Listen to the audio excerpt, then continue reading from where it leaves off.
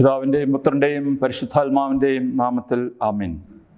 വന്യരായ വൈദിക സഹോദരന്മാരെ, ഉയർപ്പിന് ശേഷമുള്ള രണ്ടാം ഞായറാഴ്ചയാണ്. സന്തോഷത്തിൻ്റെ സദ്വാർത്ത പരമ്പരയിലെ 26-ാം എപ്പിസോഡിലേക്ക് നിങ്ങൾക്ക് സ്വാഗതം. ഈ ഞായറാഴ്ചയ്ക്ക് നിർദ്ദേശിക്കപ്പെട്ടിരിക്കുന്ന സുവിശേഷം യോഹന്നാൻ 21-ാം അധ്യായം 1 മുതൽ 14 വരെയുള്ള വാക്യങ്ങളാണ്. ഇതിനു ശേഷം യേശു തിബേരിയസ് കടൽ തീരത്ത് വെച്ച് ശിഷ്യന്മാർക്ക് വീണ്ടും തന്നെ വെളിപ്പെടുത്തി. അവൻ വെളിപ്പെടുത്തിയത് ഇപ്രകാരമാണ്: ശിമോൻ പത്രോസ്, ദീദിമോസ് എന്ന് വിളിക്കപ്പെടുന്ന തോമസ്, ഗലീലിലെ കാനായിൽ നിന്നുള്ള നത്തനയേൽ, സെബദിയുടെ പുത്രന്മാർ എന്നിവരും വേറെ 2 ശിഷ്യന്മാരും ഒരുമിച്ചിരിക്കുകയായിരുന്നു. ശിമോൻ പത്രോസ് പറഞ്ഞു, ഞാൻ മീൻ പിടിക്കാൻ പോവുകയാണ്. അവർ പറഞ്ഞു, ഞങ്ങളും നിന്നോടുകൂടെ വരുന്നു. അവർ പോയി വള്ളത്തിൽ കയറി. എന്നാൽ ആ രാത്രിയിൽ അവർക്ക് ഒന്നും കിട്ടിയില്ല. ഉഷസ്സായപ്പോൾ യേശു കടൽക്കരയിൽ വന്നു നിന്നു. എന്നാൽ അത് യേശുവാണെന്ന് ശിഷ്യന്മാർ അറിഞ്ഞില്ല. യേശു അവരോട് ചോദിച്ചു, കുഞ്ഞുങ്ങളെ, നിങ്ങളുടെ അടുക്കൽ മീൻ വല്ലതുമുണ്ടോ?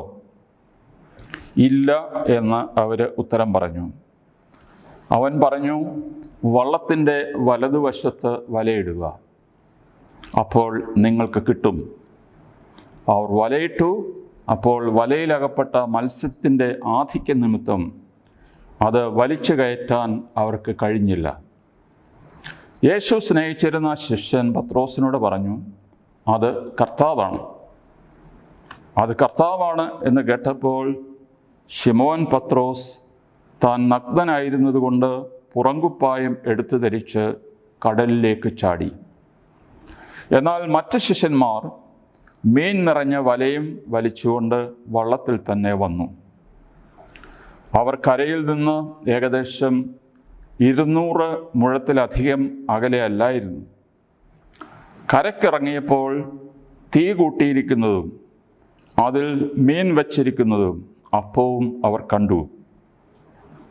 യേശു പറഞ്ഞു, നിങ്ങൾ ഇപ്പോൾ പിടിച്ച മത്സ്യത്തിൽ കുറെ കൊണ്ടുവരുവിൻ. ഉടനെ ശിമോൻ പത്രോസ് വള്ളത്തിൽ കയറി വലിയ മത്സ്യങ്ങൾ കൊണ്ട് നിറഞ്ഞ വല വലിച്ച് കരയ്ക്ക് കയറ്റി. അതിൽ 153 മത്സ്യങ്ങളുണ്ടായിരുന്നു. ഇത്രയധികം ഉണ്ടായിരുന്നിട്ടും വല കീറിയില്ല. യേശു പറഞ്ഞു, വന്ന് പ്രാതൽ കഴിക്കുവിൻ. ശിഷ്യന്മാരിൽ ആരും അവനോട് നീ ആരാണ് എന്ന് ചോദിക്കാൻ മുതിർന്നില്ല. അത് കർത്താവാണെന്ന് അവർ അറിഞ്ഞിരുന്നു. യേശു വന്ന് അപ്പമെടുത്ത് അവർക്ക് കൊടുത്തു, അതുപോലെ തന്നെ മത്സ്യവും. യേശു മരിച്ചവരിൽ നിന്ന് ഉയർപ്പിക്കപ്പെട്ട ശേഷം ശിഷ്യന്മാർക്ക് പ്രത്യക്ഷപ്പെടുന്നത് ഇത് 3-ാം പ്രാവശ്യമാണ്. ദൈവമേ, സ്തുതിക്ക് യോഗ്യമാകുന്നു. ബാറിക്കുമോ. വല്ലപ്പോഴും നാം ഓർക്കുന്നതെന്ന് ഇത് ബൈബിൾ പ്രസംഗമല്ല, ഒരു സുവിശേഷ പഠനമാണ്. ഉയർപ്പ് ദിവസം യേശു സ്ത്രീകൾ വഴി ശിഷ്യന്മാർക്ക് ഒരു നിർദ്ദേശം കൊടുത്തു. അതായത് സ്ലീഹന്മാർ ഗലീലയിലേക്ക് പോകണം. ജെറുസലേമിൽ നിന്ന് ഉദ്ദേശം 220 കിലോമീറ്റർ അകലെയുള്ള ഗലീലി തടാക തീരത്തേക്ക് പോകണം എന്നാണ് അവർക്ക് നിർദ്ദേശം കൊടുത്തത്. എന്തുകൊണ്ടായിരിക്കാം യേശു താൻ 3-ാം പ്രാവശ്യം ഈ ഗലീല കടൽ തീരത്ത് വെച്ച് സ്വയം വെളിപ്പെടുത്താൻ ഇഷ്ടപ്പെട്ടത്? ഒന്ന്, ഗലീല കടൽ എന്ന് നമ്മൾ പറയുമെങ്കിലും അത് തടാകമാണ്. ഏതാണ്ട് 26 കിലോമീറ്റർ നീളവും ഏറ്റവും വീതി കൂടിയ ഭാഗത്ത് 16 കിലോമീറ്ററുമുള്ള ഒരുമാതിരി വലിപ്പമുള്ള ഒരു തടാകം. ഈ തടാകത്തിൻ്റെ തീരത്തായിരുന്നു യേശുവിൻ്റെ പരസ്യ ജീവിതം കൂടുതലും അരങ്ങേറിയത്. അതിൻ്റെ തീരത്ത് വെച്ചാണ് യേശു ശിഷ്യരെ വിളിച്ചത്. യേശു വെള്ളത്തിന്മേൽ നടന്നത് ഈ തടാകത്തിലാണ്. 2 പ്രാവശ്യം അത്ഭുതകരമായ മീൻപിടുത്തം സുവിശേഷകർ രേഖപ്പെടുത്തി. ലൂക്ക 5-ലും യോഹന്നാൻ 21-ലും. ഈ കടലിനെയാണ് യേശു ശാന്തമാക്കിയത്. ഇതിൻ്റെ തീരത്തിരുന്നാണ് യേശു ആയിരങ്ങളെ പഠിപ്പിച്ചത്. ഉദാഹരണം, മലയിലെ പ്രസംഗം. അതിൻ്റെ തീരത്ത് വെച്ചാണ് യേശു അത്ഭുതകരമായി അപ്പം വർദ്ധിപ്പിച്ചതും 5000 പേരെ തീറ്റിയതും. അവിടെ വെച്ചാണ് പത്രോസിന് സഭയെ മേയ്ക്കുവാൻ അധികാരം കൊടുത്തത്. അവസാനമായി, നിങ്ങൾ ലോകമെങ്ങും പോയി എൻ്റെ സുവിശേഷം അറിയിക്കണം എന്നുള്ള മിഷൻ മാൻഡേറ്റ്, യേശുവിൻ്റെ സാർവത്രിക കൽപ്പന ഈ തീരത്ത് വെച്ചാണ് നൽകപ്പെടുക. ഒരു കാര്യം കൂടി ഓർക്കുക, ഗലീല എന്ന് പറയുന്ന സ്ഥലം പുറജാതികളുടെ ഭൂരിപക്ഷമുള്ള ഒരു പ്രദേശമായി. അതിനാൽ പലപ്പോഴും പഴയ കൃതികളിൽ വെറും ഗാലിലി എന്നല്ല, ഗാലിലി ഓഫ് ജെൻറ്റൈൽസ്, പുറജാതികളുടെ ഗലീലയ എന്നാണ് വിളിച്ചത്. അതുകൊണ്ട് യഹൂദ മതത്തിൻ്റെ കേന്ദ്രമായിരുന്ന ജെറുസലേമിൽ നിന്ന് വളരെ ദൂരെ പുറജാതികൾ അധിവസിച്ചിരുന്ന ഒരു പ്രദേശത്ത് ചെന്നിട്ടാണ് യേശു ശിഷ്യന്മാർക്ക് അധികാരം കൊടുത്ത് അവരെ ലോകത്തിൻ്റെ വ്യത്യസ്ത ഭാഗങ്ങളിലേക്ക് അയക്കുന്നത്. അടുത്ത നമ്മുടെ ചോദ്യം, യേശു പ്രത്യക്ഷപ്പെടുകയാണോ ചെയ്തത്, യേശു സ്വയം വെളിപ്പെടുത്തുകയാണോ ചെയ്തത്? പ്രത്യക്ഷവും അപ്പിയറൻസും റെവലേഷനുമായി വ്യത്യാസമുണ്ട്. ഇവിടെ POC ബൈബിൾ 2 പ്രാവശ്യം പറഞ്ഞിരിക്കുന്നു, യേശു സ്വയം വെളിപ്പെടുത്തത് ഇപ്രകാരമാണ്. അതുകൊണ്ട് അതൊരു റെവലേഷനാണ്, വെളിപാട്. അടുത്ത ഒരു വിഷയം, ദൈവരാജ്യം. ഈ യേശുവിൻ്റെ പ്രത്യക്ഷങ്ങളെല്ലാം നടക്കുന്നത് ഭക്ഷണവുമായിട്ട് ബന്ധപ്പെട്ടാണ്. നമുക്കറിയാം, ദൈവരാജ്യത്തെ യേശു വിരുന്നിനോടാണ് ഉപമിച്ചിരിക്കുന്നത്.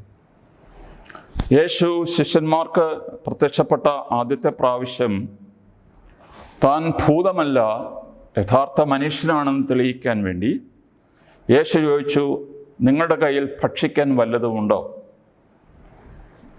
അവരുടെ കയ്യിൽ അധികമൊന്നുമില്ലായിരുന്നു. ഒരു കഷണം വറുത്ത മീൻ മാത്രം അവന് കൊടുത്തു. അവരുടെ മുമ്പിൽ വെച്ച് അവനത് ഭക്ഷിച്ചു എന്ന് നാം വായിക്കും. എമ്മൗസിലേക്ക് പോയ 2 ശിഷ്യന്മാർ യേശുവിനെ നിർബന്ധിച്ചു, നാഥ, നേരം സന്ധ്യയായി, ഞങ്ങളോടൊത്ത് കയറി താമസിക്കുക. അവൻ അവരോടൊപ്പം അത്താഴത്തിന് കയറി ഭക്ഷണം മുറിച്ച് കൊടുക്കുമ്പോഴാണ് അവരുടെ കണ്ണുകൾ തെളിയുന്നത്. ഇവിടെ യേശു വീണ്ടും അവർക്ക് പ്രത്യക്ഷപ്പെടുമ്പോഴും അവർ ഭക്ഷണത്തിനിരിക്കുമ്പോൾ എന്ന് പറഞ്ഞിട്ടാണ് ബാക്കി കാര്യങ്ങൾ പറയുന്നത്. ഇപ്പോൾ നാം വായിച്ചു കേട്ട യോഹന്നാൻ്റെ 21-ൽ യേശുവിൻ്റെ ലാസ്റ്റ് സപ്പർ എന്ന് നമ്മൾ സാധാരണ വിളിക്കാറുള്ളത് പോലെ യേശുവിൻ്റെ ലാസ്റ്റ് ബ്രേക്ക്ഫാസ്റ്റ്, പ്രഭാത ഭക്ഷണം ഈ കടൽ തീരത്ത് വെച്ച് കഴിക്കുകയാണ്. അപ്പോൾ ഭക്ഷണം എന്ന് പറഞ്ഞാൽ കമ്മ്യൂണിയൻ, കൂട്ടായ്മ, സംസർഗം എന്നൊക്കെ അർത്ഥമുണ്ട്. വെറും വിശക്കുമ്പോൾ എന്തെങ്കിലും അകത്താക്കുക എന്നുള്ളതിനപ്പുറം ഭക്ഷണം ഒരു ഡിവൈൻ ആക്റ്റാണ്. അത് ദൈവബന്ധത്തിലേക്കും മനുഷ്യ ബന്ധത്തിലേക്കും നമ്മളെ കൊണ്ടുവരുന്നു. അതുകൊണ്ടാണ് നമ്മുടെ പള്ളികളിലൊക്കെ വല്ലപ്പോഴുമെങ്കിലും ഒരു വർഷം 2 വട്ടമെങ്കിലും സമൂഹ ഭക്ഷണം ഉണ്ടായിരിക്കണം എന്ന് നിർദ്ദേശിക്കുന്നത്. കാരണം മനുഷ്യൻ ഒരുമിച്ചിരുന്ന് ഭക്ഷിക്കുമ്പോൾ അവരുടെ ഹൃദയങ്ങൾ അടുക്കുന്നു എന്നുള്ളതാണ് വാസ്തവം. വെളിപാട് പുസ്തകം 3-ാം അധ്യായം 20-ാം വാക്യം യേശു ഇങ്ങനെ പറയുന്നു, ഇതാ ഞാൻ വാതിലിൽ മുട്ടുന്നു, ആരെങ്കിലും എൻ്റെ സ്വരം കേട്ട് വാതിൽ തുറന്നു തന്നാൽ ഞാൻ അവൻ്റെ അടുത്തേക്ക് വരും, ഞങ്ങൾ ഒരുമിച്ച് ഭക്ഷിക്കുകയും ചെയ്യും. അപ്പോൾ യേശു മുട്ടിക്കൊണ്ടിരിക്കുന്നു, ആരെങ്കിലും തുറന്നു കൊടുത്താൽ അകത്ത് വരും, അവനോടൊപ്പം അത്താഴം കഴിക്കും. അപ്പോൾ യേശുവുമായിട്ടുള്ള കമ്മ്യൂണിയൻ സാധ്യതപ്രായമാകുന്നത് ഒരു അത്താഴത്തോടു കൂടിയാണ്. നമ്മൾ ആദിമസഭയിൽ ഈ സ്നേഹഭോജനത്തിന് അഗാപ്പേ എന്നുള്ള പേരാണ് കൊടുത്തിരുന്നത്. സ്നേഹം എന്നാണ് അർത്ഥം. ഇവിടെ അർത്ഥമാക്കുന്നത് സ്നേഹഭോജനം. ശിഷ്യന്മാർ യൂദാസ്കറിയോത്ത ആത്മഹത്യ ചെയ്തു. അതിനുശേഷം 11 ശിഷ്യന്മാർ ബാക്കിയുണ്ടായിരുന്നു. എന്നാൽ ഗലീല കടൽ തീരത്ത് നമ്മൾ കാണുന്നത് 7 പേരെ മാത്രമേ ഉള്ളൂ. വേറെ 4 പേര് എവിടെ പോയി എന്നൊരു ചോദ്യമുണ്ട്. എങ്കിലും നമുക്ക് ഉത്തരം പറയുവാൻ ബൈബിളിൽ നിന്ന് തെളിവുകളില്ല. മത്തായി 4:19 യേശു പറഞ്ഞു, ഞാൻ നിങ്ങളെ മനുഷ്യരെ പിടിക്കുന്നവരാക്കാം. നിങ്ങളെ കുറച്ച് മീൻ പിടിക്കുന്ന വിദ്യയാണ് നിങ്ങളുടെ കൈവശമുള്ളത്. എന്നാൽ ലോക ജനതകളെ മുഴുവൻ ഈ ദൈവരാജ്യത്തിലേക്ക് വീശിപ്പിടിക്കുവാൻ ഞാൻ നിങ്ങളെ പഠിപ്പിക്കാം എന്നാണ് യേശു പറഞ്ഞത്. എന്നാൽ ദൈവരാജ്യത്തിലേക്ക് മനുഷ്യരെ തേടിപ്പിടിക്കുന്ന ദൈവികമായ ആജ്ഞ വിസ്മരിച്ചിട്ടാണോ ശ്ലീഹന്മാർ പഴയ പണിക്ക് പോയത്? ചിലർ വ്യാഖ്യാനിക്കുന്നു, യേശു മരിച്ചതോടുകൂടി ശ്ലീഹന്മാരുടെ വരവ് അവസാനിച്ചു. യേശുവിൻ്റെ വരവ് എന്തായിരുന്നു? യേശുവിന് ശമ്പളമോ മറ്റു വരുമാനങ്ങളൊന്നും ഇല്ലായിരുന്നു. സന്മനസ്സുള്ള മനുഷ്യർ ചെറിയ സംഭാവനകൾ കൊടുത്തിരുന്നു. പിന്നെ നാം വായിക്കുന്നു, ഗലീലിൽ നിന്നുള്ള യേശുവിനെ അനുഗമിച്ച ചില സ്ത്രീകൾ അവരുടെ മുതൽ, അവരുടെ പറമ്പൊക്കെ വിറ്റിട്ട് അതിൽ നിന്ന് കിട്ടിയ തുക കൊണ്ട് അവർ യേശുവിനെയും ശിഷ്യന്മാരെയും സന്ധിച്ചിരുന്നു എന്ന് നാം വായിച്ചിട്ടുള്ളൂ. അതിനാൽ ഉപജീവനത്തിന് വേറെ മാർഗമില്ലാതിരുന്നവർ കടൽ തീരത്ത് ചെന്നപ്പോൾ വലയെടുത്ത് ഒന്ന് പരീക്ഷിച്ച് കളയാം എന്ന് പറഞ്ഞ് 3 വർഷത്തിന് ശേഷം ആദ്യമായിട്ടൊരു മീൻപിടുത്തം നടത്തിയെങ്കിൽ അതിന് അവരെ കുറ്റം പറയാനില്ല. എങ്കിലും ഓസ്ട്രേലിയയിൽ നിന്നുള്ള ഒരു പുതിയ നിയമ പണ്ഡിതനാണ് ലിയോൺ മോറിസ്. അദ്ദേഹം ഈ വേദഭാഗം കമൻ്റ് ചെയ്തപ്പോൾ ഇങ്ങനെ എഴുതി, The disciples give the impression of people without purpose in life. ഈ ശിഷ്യന്മാർ എന്തുകൊണ്ട് പഴയ പണിക്ക് പോയി എന്ന് നമുക്ക് കൃത്യമായ ഉത്തരമില്ല എങ്കിൽ പോലും they give the general impression that they are without a purpose. എന്തിനവർ ജീവിക്കുന്നു, പ്രവർത്തിക്കുന്നു എന്നറിയാൻ പറ്റാത്ത ഒരു പറ്റം ആൾക്കാർ. കർത്താവ് എന്ത് ചെയ്തു? അവരെ വീണ്ടും, ഈ ചിതറിപ്പോയവരെ, ഈ ദൗത്യബോധമില്ലാതെ ജീവിച്ചവരെ യേശു വീണ്ടും വീശിപ്പിടിക്കുക. മനഃശാസ്ത്രത്തിൽ പ്രത്യേകിച്ച് കൗൺസലിംഗ് കൊടുക്കുന്ന അവസരത്തിൽ പഠിപ്പിക്കുന്ന ഒരു കാര്യം, ഡിവോഴ്സിനെ കുറിച്ച്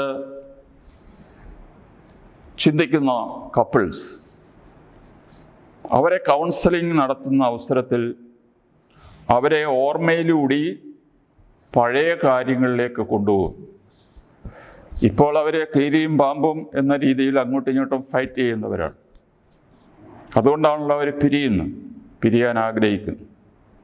എന്നാൽ ഇങ്ങനെ പരസ്പരം ഭിന്നിച്ചു നിൽക്കുന്ന ആൾക്കാരെ ഓർമ്മകളിലൂടെ പുറകോട്ട് കൊണ്ടുപോവുക. ഇവർ ആദ്യമായി കണ്ടുമുട്ടിയ സന്ദർഭം, അവരുടെ സ്നേഹം പങ്കുവെച്ച ഒരവസരം, അന്നത്തെ ഒരു അന്തരീക്ഷം, പല കാര്യങ്ങളും നമ്മൾ കാണുന്നത് കേൾക്കുന്നതെല്ലാം നമ്മുടെ മനസ്സിൽ റെക്കോർഡ് ചെയ്യുകയാണ്. മറ്റാരും പറയാത്ത ഒരു ചെറിയ വിശേഷം മണമാണ്. ഈ മണത്തിനും നമ്മുടെ പഴയ കാര്യങ്ങൾ ഓർമ്മിപ്പിക്കുവാൻ മനുഷ്യ മനഃശാസ്ത്രത്തിൽ അതിന് ഒരു പങ്കുണ്ട്. ഇവിടെ ചാർക്കോൾ കൽക്കരിയാണ്, കരിക്കട്ട.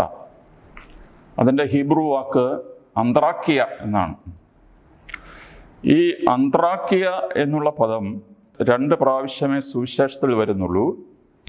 ഒന്ന് യോഹന്നാൻ്റെ 18:18 യോഹന്നാൻ്റെ 21:9. ഈ ചാർക്കോൾ അല്ലെങ്കിൽ കൽക്കരി കത്തിക്കുമ്പോൾ അതിൻ്റെ പരിസരത്ത് ഒരു മണം പരക്കും. യോഹന്നാൻ്റെ 18:18 എന്ന് പറഞ്ഞാൽ പ്രധാന പുരോഹിതൻ്റെ വീട്ടുമുറ്റത്ത് യേശു അകത്ത് വിസ്തരിക്കപ്പെടുമ്പോൾ ഈ പരിയമ്പറത്തൂടി നടക്കുന്ന പട്ടിയെപ്പോലെ അകത്ത് വരാതെ ഇങ്ങനെ സർക്കിൾ ചെയ്യുന്ന ഒരാളായിട്ടാണ് പത്രോസിനെ വിവരിച്ചിരിക്കുന്നത്. അപ്പോൾ അവൻ മുറ്റത്ത് തന്നെ നിന്നു. തണുപ്പ് കാലമായിരുന്നു എന്നതുകൊണ്ട് ചാർക്കോൾ ഉപയോഗിച്ച് കത്തിച്ചിരുന്ന ഒരു നെരിപ്പോടിന് ചുറ്റും ഈ പ്രധാന പുരോഹിതൻ്റെ സേവകന്മാർ ഇങ്ങനെ കൈയൊക്കെ നീട്ടി ചൂട് പിടിപ്പിക്കാനായിട്ടിരുന്നപ്പോൾ പത്രോസും അവരുടെ കൂടെ കൂടി. നല്ല കിടുകിട വിറയ്ക്കുന്ന മനുഷ്യൻ ചില ചൂട് കിട്ടുമ്പോൾ അതൊരു സുഖമാണ്. അങ്ങനെ ശത്രുക്കളോടൊത്ത് തീ കായാൻ പോയ പത്രോസിൻ്റെ പരാജയം അവിടെ വെച്ചാണ് അവൻ യേശുവിനെ ചടിയട 3 പ്രാവശ്യം ഉപേക്ഷിക്കുന്നു, തള്ളിപ്പറയുന്നു. അപ്പോൾ ആ തള്ളിപ്പറഞ്ഞപ്പോൾ അവൻ്റെ പരിസരത്ത് വ്യാപിച്ചിരുന്ന ഈ ചാർക്കോളിൻ്റെ മണം അത് യേശു ഒരിക്കൽ കൂടി മനസ്സിൽ കൊണ്ടുവന്ന് ഉദ്ദീപിപ്പിക്കുകയാണ്. ഈ കടൽ തീരത്ത് യേശു, നമ്മൾ സാധാരണ വിറകാണ് ഉപയോഗിക്കുക, വിറക് കുറവുള്ള സ്ഥലങ്ങളിലാണ് ഈ കൽക്കരി ഉപയോഗിക്കുക. അപ്പോൾ ഇതുപോലുള്ള കൽക്കരി വെച്ച് തീ കൂട്ടിയിരിക്കുന്നതും അതിൻ്റെ മുകളിൽ സാധാരണ ഗോതമ്പ് അപ്പം ചൂട് പിടിപ്പിച്ച് കഴിക്കും. അവിടെ മീനും വെച്ചിരിക്കുന്നതായിട്ടാണ് അവിടെ കാണുക. അങ്ങനെ രാത്രി മുഴുവൻ ഈ തണുത്ത വെള്ളത്തിൽ അധ്വാനിച്ച് വെളുപ്പം കാലത്ത് യേശു എന്ന് വിളിച്ചപ്പോൾ കടൽക്കരയിൽ വന്ന ശിഷ്യന്മാർ യോഹന്നാൻ്റെ 18:18 പറഞ്ഞിരിക്കുന്നത് പോലെ തന്നെ ഈ ചെറിയ തീക്ക് ചുറ്റും ഒരുമിച്ച് കൂടിയിരുന്നപ്പോൾ പഴയ കൽക്കരിയുടെ മണം പത്രോസിനടിച്ചു കാണും. എന്തെല്ലാം ചിന്തകൾ കർത്താവിനെ ഉപേക്ഷിച്ച് ഓടിപ്പോയത്. എല്ലാ ശിഷ്യന്മാരും ഓടിപ്പോയി. അപ്പോൾ വലിയ മനസ്താപത്തോടുകൂടി അതിൻ്റെ ഇരട്ടി തിരിച്ചു കൊടുക്കണം എന്നുള്ള വലിയ ചിന്തയോടുകൂടി പത്രോസും കൂട്ടരും ആ തീക്ക് ചുറ്റും വീണ്ടും ഇരുന്നു. ഇത് ഒരു ചെറിയ ഡീറ്റെയിലാണ്, എങ്കിലും ഭാഷാപരമായിട്ട് അർത്ഥമുള്ള ഒരു ചെറിയ അംശം. എന്താണ് നമുക്ക് ഇന്നത്തെ സുവിശേഷത്തിൽ നിന്ന് മനസ്സിലാക്കുവാനുള്ള പ്രധാനപ്പെട്ട പോയിന്റ്? യേശു ചോദിക്കുന്നു, ആരാണെന്ന് അവൻ സ്വയം അന്നേരം വെളിപ്പെടുത്തിയില്ല. അവിടെ ഒരു പാറക്കെട്ടുണ്ടായിരുന്നു. പാറക്കെട്ടിൻ്റെ മുകളിൽ നിന്ന് യേശു ഉദ്ദേശം 200 മുഴം അകലെ വലയിട്ടിരുന്നവരോട് വിളിച്ച് കൂവി പറയാണ്, കുഞ്ഞുങ്ങളെ, നിങ്ങൾക്ക് വല്ലതും കിട്ടിയോ? കഴിക്കാൻ വല്ലതും ഉണ്ടോ എന്നാണ് ചോദിക്കുക. അവർ പറഞ്ഞു, ഞങ്ങൾക്ക് ഒന്നും കിട്ടിയില്ല. രാത്രി മുഴുവൻ അധ്വാനിച്ചിട്ടും ഒരു പൂഞ്ഞാനെ പോലും കിട്ടിയില്ല. ഇവിടെ നമ്മൾ ഓർക്കേണ്ടത്, admit your insufficiency and Christ sufficiency. യോഹന്നാൻ്റെ 15:5 യേശു മുന്തിരിച്ചെടിയുടെ ഉപമയെക്കുറിച്ച് പറഞ്ഞപ്പോൾ, നിങ്ങൾക്ക് എന്നോട് കൂടെ അല്ലാത്തവന്, apart from me you can do nothing. എന്നെ കൂടാതെ നിങ്ങൾക്ക് ഒന്നും ചെയ്യാൻ സാധ്യമല്ല. ഇത് വളരെ പ്രായോഗികമായിട്ട് നമ്മൾ കാണുന്നത്, യേശുവിനെ കൂടാതെ സ്വന്തം ബുദ്ധിയിൽ സ്വന്തം പണിക്ക് പോയ ഇവർ രാത്രി മുഴുവൻ അധ്വാനിച്ചിട്ടും ഒന്നും കിട്ടിയില്ല. ഇത് admitting one's insufficiency and Christ sufficiency. 2, യേശു പറഞ്ഞു, വലതുവശത്ത് വലയിടുക. പത്രോസും മറ്റും എത്ര വർഷം ഈ തടാകത്തിൽ മീൻ പിടിച്ചതാണ്. ഇവിടെ പാറക്കെട്ടിന് മുകളിൽ നിൽക്കുന്നവൻ ആരാണ് ഞങ്ങളെ പഠിപ്പിക്കാൻ? ഈ കടൽ മുഴുവൻ അരിച്ചു പറക്കിയതാണ് ഞങ്ങൾക്ക് ഒരുത്തൻ്റെ ഉപദേശത്തിൻ്റെ ആവശ്യമില്ല എന്ന് വേണമെങ്കിൽ പറയാമായിരുന്നു. എന്നാൽ യേശുവിൻ്റെ കൽപ്പന കിട്ടിക്കഴിഞ്ഞപ്പോൾ ഉടൻ തന്നെ വള്ളത്തിൻ്റെ വലതുവശത്ത് അവർ വലയിറക്കി. അതിൽ നിന്ന് 153 വലിയ മത്സ്യങ്ങൾ വലയിൽ കുടുങ്ങി എന്ന് നാം വായിക്കുന്നു. 153 സംഖ്യ പല സഭാപിതാക്കന്മാരും അവരവരുടേതായിട്ടുള്ള സ്വന്തം അലഗോറിക്കൽ ഇൻ്റർപ്രിട്ടേഷൻ നടത്തി ഇതെല്ലാം ഫിഗേഴ്സ് വെച്ച് അനലൈസ് ചെയ്തിട്ടുണ്ട്. എന്നാൽ നമ്മൾ അതിലേക്കൊന്നും പോകുന്നില്ല. 4-ാം നൂറ്റാണ്ടിൽ ജീവിച്ചിരുന്ന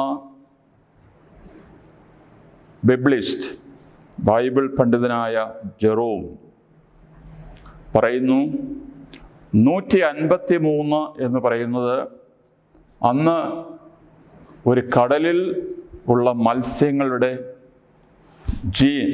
അതിൻ്റെ ജേനൂസ് എന്ന് പറയുമ്പോൾ how many types of fish are there. അപ്പോൾ 153 ഇനം മത്സ്യങ്ങൾ എന്നാണ് മനസ്സിലാക്കുന്നത്. ഇവിടെ കടൽ, വലയിറക്കുക, ആ വലയിൽ കുടുങ്ങിയ മത്സ്യം വലിച്ചുകൊണ്ട് യേശുവിൻ്റെ അടുത്തേക്ക് വരിക, ഇതൊക്കെ മിഷൻ ദൗത്യത്തെ ഉദ്ദേശിച്ചുള്ള കാര്യങ്ങളാണ്. അതിനാൽ ഒരു വലയിൽ 153 വലിയ മത്സ്യങ്ങൾ കുടുങ്ങി എന്ന് പറയുമ്പോൾ ഇത് ലോകത്തിൻ്റെ എല്ലാ ജനതകളെയും തൻ്റെ രാജ്യത്തിലേക്ക് വലിച്ചടുപ്പിക്കുന്ന ഒരു പ്രക്രിയയുടെ കാര്യമാണ് ഇവിടെ പറയുന്നത്. അടുത്ത പോയിന്റ്, യേശുവുമായിട്ട് ഫെലോഷിപ്പിൽ സംസർഗത്തിലാകാതെ നമുക്ക് ജീവിതത്തിൽ പുരോഗതി ഉണ്ടാവില്ല.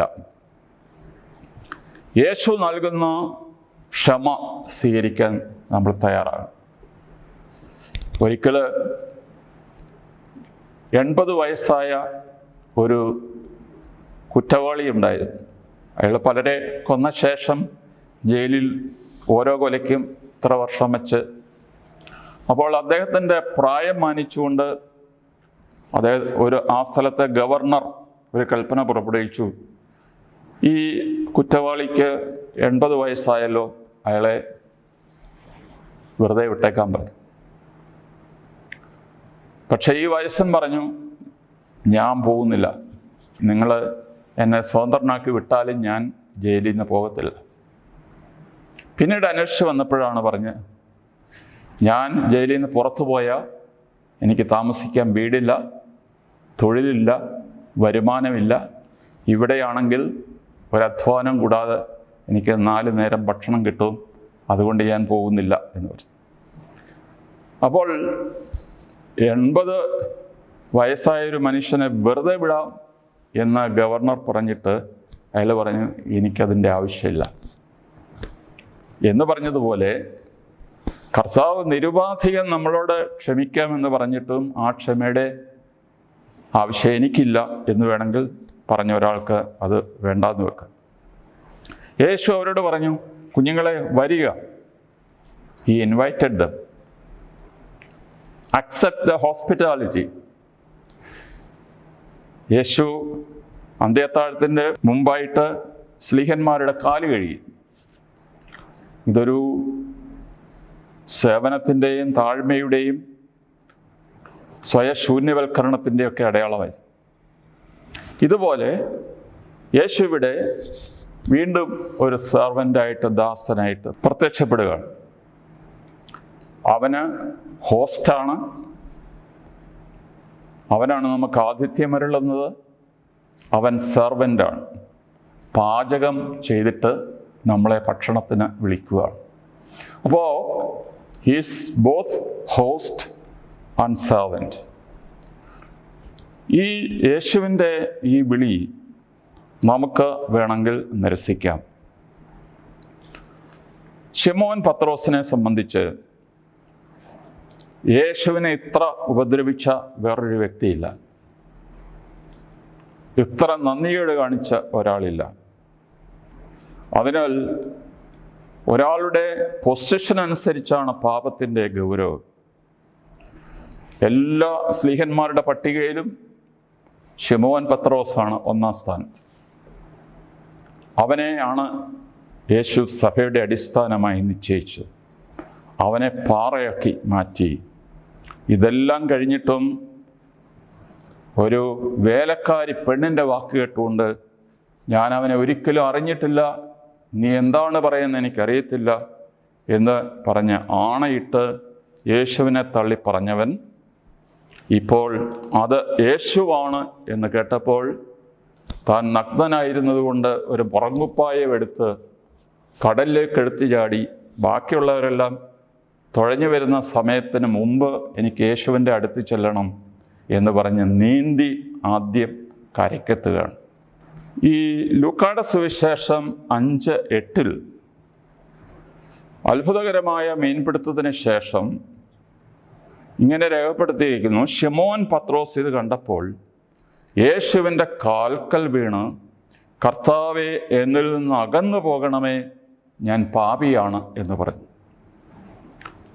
അപ്പോൾ ഈ വലിയ അത്ഭുതം കണ്ടു കഴിഞ്ഞപ്പോഴാണ് യേശുവിൻ്റെ പരിശുദ്ധിയും തൻ്റെ പാപത്തെക്കുറിച്ചും പത്രോസിന് ഓർമ്മ വന്നത്. അതുകൊണ്ടാണ് കർത്താവേ, നിൻ്റെ അടുത്ത് വരാൻ ഞാൻ യോഗ്യനല്ല, അതുകൊണ്ട് നീ അകന്നു പോകണം, ഞാനതുപോലെ പാപിയാണ് എന്ന് പറഞ്ഞു. എന്നാൽ രണ്ടാമത്തെ മീൻപിടുത്തത്തിൽ ഒരു വലിയ വ്യത്യാസം പത്രോസിൽ കാണുകയാണ്. ശിമോൻ പത്രോസ് താൻ നഗ്നനായിരുന്നതുകൊണ്ട് പുറങ്കുപ്പായം എടുത്ത് ധരിച്ച് കടലിലേക്ക് ചാടി.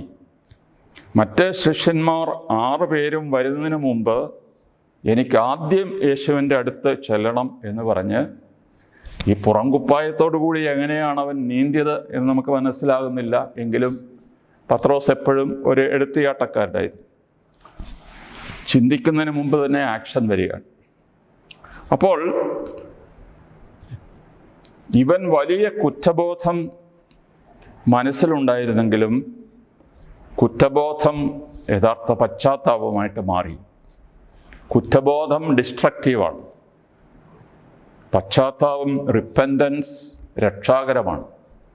അതുകൊണ്ട് ഈ രക്ഷാകരമായ പശ്ചാത്താപത്തോടു കൂടി ഈ യേശു ഞാൻ എന്തെല്ലാം പാപം ചെയ്താലും എന്നോട് ക്ഷമിക്കും, എന്നെ പൂർണ്ണമായി വിശുദ്ധനാക്കാൻ ഈ കർത്താവിന് കഴിയും എന്നുള്ള ആ വലിയ പ്രത്യാശയിലാണ് കടലിലേക്ക്, കർത്താവിൻ്റെ അടുത്തേക്ക് ആദ്യം എത്തിച്ചേരാൻ ഈ പത്രോസ് വെമ്പുന്നത്. അതിനാൽ പത്രോസിൽ വരുന്ന വലിയ മാറ്റം അടുത്ത ഞായറാഴ്ച 3 പ്രാവശ്യം പത്രോസ് കർത്താവിനോടുള്ള സ്നേഹം വാഗ്ദാനം ചെയ്ത് കർത്താവ് ഓരോ വാഗ്ദാനത്തിന് ശേഷവും ഓരോ അധികാരം കൊടുക്കുന്നതായിട്ട് പിന്നീട് നമ്മൾ ധ്യാനിക്കും. ഈ അത്ഭുതകരമായ മീൻപിടുത്തത്തിന് ശേഷം ആദ്യ യോഹന്നാനാണ് ചാടിക്കേറി പറയുന്നത് കർത്താവാണ്. അപ്പോൾ അത്ഭുതം കണ്ടിട്ട് അത് കർത്താവാണ് എന്ന് ആദ്യം പറഞ്ഞത് യോഹന്നാൻ. എന്നാൽ യേശുവിൻ്റെ അനുകമ്പാർദ്രമായ പെരുമാറ്റം, ഇതുപോലെ പെരുമാറുന്ന ആരെയും അവർ ജീവിതത്തിൽ അനുഭവിച്ചിട്ടില്ല. കുഞ്ഞുങ്ങളെ എന്നാണ് അവരെ വിളിക്കുക. വരുക, ഞാൻ പ്രഭാത ഭക്ഷണം ഒരുക്കി നിങ്ങൾക്ക് വേണ്ടി കാത്തിരിക്കുക. സ്കൂളിൽ നിന്ന് കുഞ്ഞുങ്ങൾ വരുമ്പോൾ കാപ്പി ഒരുക്കി അമ്മ കാത്തിരിക്കുന്നത് പോലെ യേശു കരയ്ക്ക് വെളുപ്പംകാലത്ത് കാത്തിരിക്കുക. കുഞ്ഞുങ്ങളെ വരിക.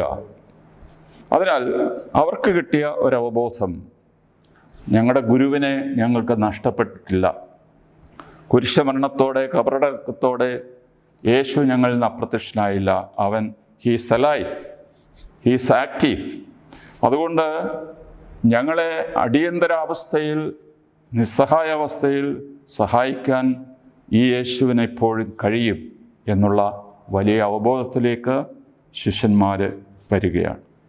നമ്മൾ പറഞ്ഞതുപോലെ അവർക്ക് ഇതുവരെ ഇല്ലാതിരുന്ന ഒരു എനർജി, ഭാവിയെക്കുറിച്ചുള്ള ഒരു ദർശനം അവർക്ക് കൊടുത്തിട്ട് ഈ വലിയ മിഷൻ യാത്രകൾ, തോമാസ് ശ്ലീഹായും മറ്റും എത്രായിരം കിലോമീറ്റർ സഞ്ചരിച്ചിട്ടാണ് നമ്മുടെ നാട്ടിൽ എത്തിയത് എന്ന് ഓർക്കുക.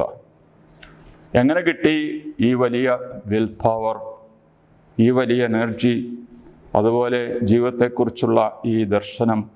തീർച്ചയായിട്ടും ഉദ്ധാനം ചെയ്ത കർത്താവിനെ തൊട്ടറിഞ്ഞ് അനുഭവിച്ചറിഞ്ഞ ഏറ്റുപറഞ്ഞ തോമായ്ക്ക് പിന്നെ അടങ്ങിയിരിക്കാൻ സാധിച്ചില്ല.